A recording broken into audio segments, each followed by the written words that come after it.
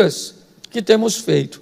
Como estamos aí terminando o livro de Jó e entrando no livro de Salmos, eu quero fazer uma reflexão com vocês sobre a história de Jó.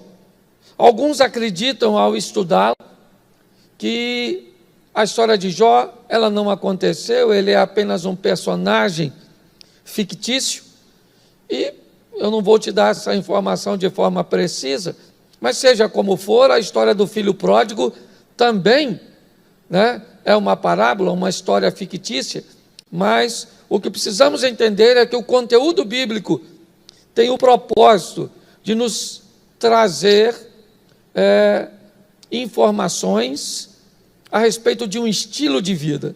Então, quer uma mensagem real, um fato histórico, um acontecimento, ou quer uma fábula, quer uma parábola, é importante entendermos que a Bíblia trabalha com esses contextos e que deles nós tiramos informações, recursos e ferramentas para levarmos a nossa vida para um nível melhor. Então, eu quero conversar um pouco com vocês sobre a história deste homem. No capítulo 1, nós vamos ter algumas informações preciosas. E a primeira delas é quem era este homem. Quem ele era? O texto diz que havia um homem na terra de Uz, cujo nome era Jó.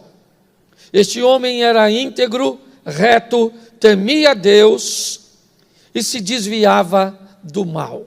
A primeira característica que temos é que tipo de pessoa esse camarada resolveu ser. Viva você em qualquer ambiente, influenciado por quem quer que seja. Chega um momento da sua vida que você decide sobre qual ou quais serão as influências, que tipo de vida você vai levar. A decisão, na verdade, é sua, independente do ambiente que você está inserido. Às vezes nós olhamos, por exemplo, uma comunidade carente, né, repleta de milhares de pessoas, muitas vezes comandada por uma facção, muitas vezes estabelecida debaixo de um controle de uma milícia, de um ambiente de violência.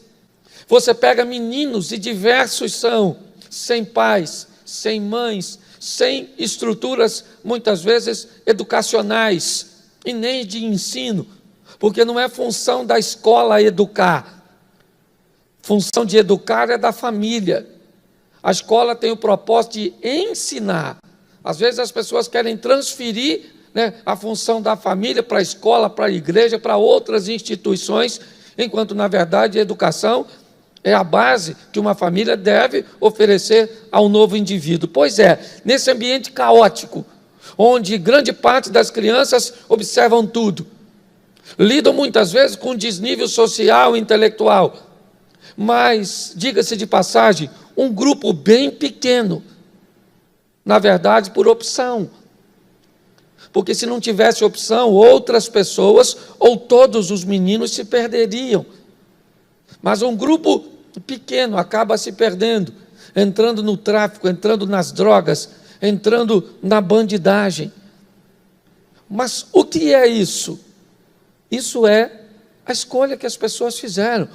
Ele provavelmente tem inúmeros vizinhos que optaram por estudar e que foram, né, caminharam na sua vida, se tornaram pessoas de bem. Ou seja, ser alguém de bem é uma decisão que é minha, que é sua. O texto está descrevendo que tipo de homem Jó era. Ele era o único homem de bem? Não. Mas, na época dele, existiam pessoas com comportamentos equivocados? É lógico que existia. Nós vamos entender que o texto diz que este homem era um homem íntegro, era um homem reto, era um homem que temia Deus e que se desviava do mal. Esse é o camarada cujo qual nós vamos falar. Exemplos ruins nós temos em qualquer lugar, inclusive na Bíblia. Você vai ter como seu vizinho, você vai ter como um amigo do trabalho, você vai ter na igreja, você vai ter maridos ruins, filhos ruins, vizinhos ruins, médicos ruins, advogados ruins, policiais ruins, pastores ruins. amigos ruins, mas você vai ter em todas essas classes pessoas boas, idôneas. Por quê? Porque resolveram ser. A grande verdade, a história é essa. Por exemplo, eu perdi meu pai há 2 dias. Eu decidi prosseguir a vida, ter o controle da minha dor, da minha perda. E sei que muitas pessoas que perderam aí seus entes queridos nesses 2 dias também tomaram essa opção. Mas eu também sei que muitas pessoas, mediante essas perdas, tomaram a decisão de achar que a vida não vale a pena continuar, que estão enclausulados, que estão chorando, que estão dizendo que tudo acabou. Por quê? Porque decidiram que assim fosse. Então, seja o que for que aconteça ao seu redor, é o que está dentro de você que define seu futuro. É assim que funciona. Então, o texto descreve quem esse camarada era, no verso 1. No verso 2, define sua família. Nasceram-lhe 7 filhos e 3 filhas. Esse homem, ele é pai de uma família de 10 filhos. Isso é o que ele tem como seu maior tesouro, por isso que ele preza, por isso que ele oferece coisas materiais, como gado, como oferta a Deus. Porque Jó sabe que o maior patrimônio dele não está no campo, o maior patrimônio dele não está em suas terras, o maior patrimônio dele está dentro da sua casa. É isso que ele sabe. Então, essa é a estrutura da sua família. O que ele tinha está no verso 3. Ele tinha 7.000 ovelhas, 3.000 camelos, 500 jumentas ou juntas de bois e 500 jumentas. Também tinha muitíssima gente ao seu serviço, de maneira que este homem era o maior de todos os do Oriente. Presta atenção, ele era íntegro. Sua família era uma família grande de 10 filhos, uma família unida, onde uns frequentavam a casa dos outros de uma forma em que faziam rodízios de festividades, um na casa do outro, e todos se deslocavam, o que demonstram a afinidade que Jó conseguiu manter no controle de sua família. O texto diz que ele se preocupava com a espiritualidade de seus filhos, porque no capítulo 1, ainda no verso 8, diz assim, capítulo 1, versículo 8, e o Senhor disse a Satanás: você reparou ou tende visto o meu servo Jó? Ele era íntegro, ele tinha uma família grande, ele tinha muitos bens e ele era um servo de Deus. É sobre este homem que eu quero falar. É sobre este homem que nós vamos observar um pouco mais de perto, e o tema da minha mensagem é: aguente firme, porque Deus vai sair em teu socorro. No verso 10, ainda do capítulo 1, a palavra diz assim: não é verdade que tu mesmo puseste uma cerca ao redor dele, da sua casa e de tudo que ele tem?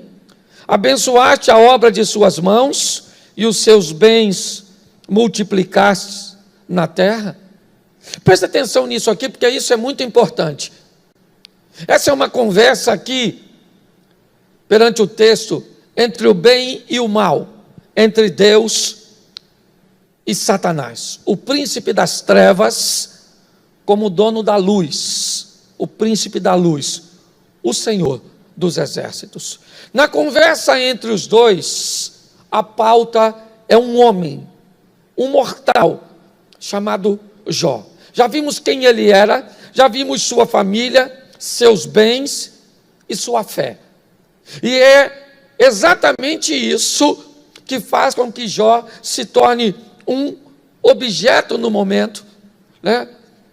A pauta de uma conversa entre o bem e o mal. Deus está dizendo para Satanás: você é capaz de olhar o meu servo Jó, homem íntegro, reto, que me teme e que se desvia do mal? E Satanás então diz a Deus, ou seja, o mal então diz ao Senhor do bem: também você cercou ele de bens, você protegeu ele.